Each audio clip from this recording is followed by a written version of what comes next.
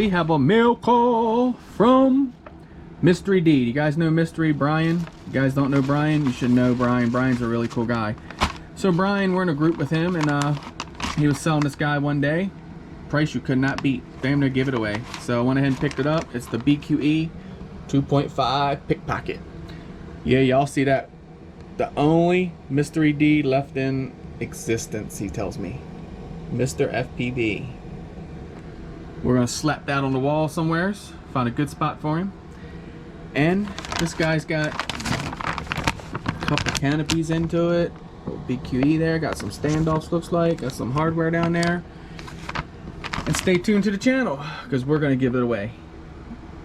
That's just what I'm gonna do with it. That's what I plan on doing with it. So stay tuned if you're interested in the BQE 2.5 pickpocket.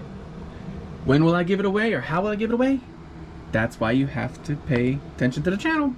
Thank you for watching. Tell me pretty lies, look me in the face.